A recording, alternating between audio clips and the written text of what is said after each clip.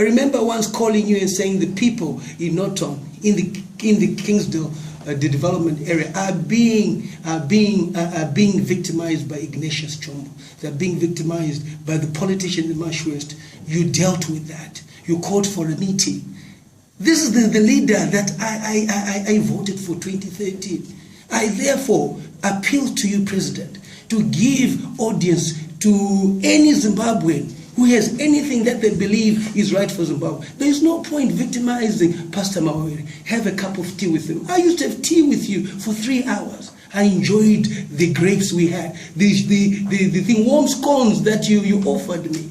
You could do the same to every Zimbabwean who wants this country to move forward. It's not about people not liking you. It's about them being in a situation where it is unbearable to really sustain. The economy is in a mess. Unfortunately, those working with you are not being honest with you. If Patrick Chinamasa is to be honest with you, he must tell you that the international community is very clear.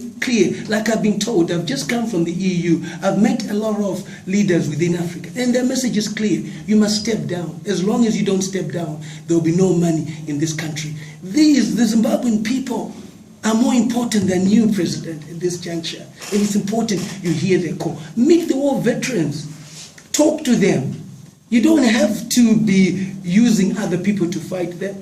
Meet Dr. Nkosana Moyo. He's writing to you politely because they want to talk to you. People are trying to reach out to you, Your Excellency, but your doors are shut. You cannot be a leader who shuts his doors upon your people.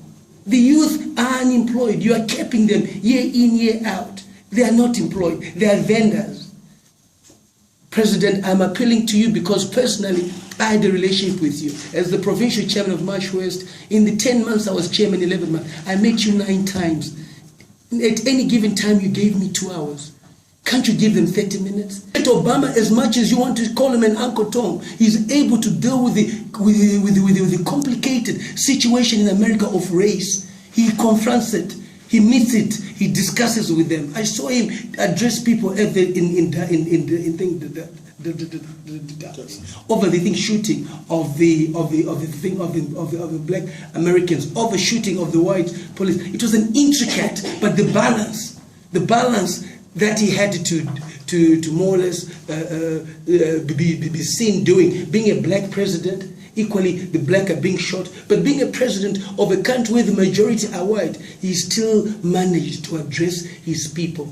That's what is expected of you. Could we have the nation, state of nation, address pertaining to the situation? You are president elected. No one has issues with that. But the issues are of the economy. I believe, President, if this message gets to you, surely you shall open your doors and speak to the people that have tried to do that. What Ivan is doing, Pastor Ivan, what the war veterans are doing, is exactly what Morgan did years ago. Before we were still in Zanu PF, we did not understand. We believed, listen, you were correct. But at the same time, we're out of the system. We're able to appreciate the concerns the people have at the end of the day. You have an opportunity to keep that legacy going by just opening that door, listening to the people, and going out there and telling the nation where we are at this point.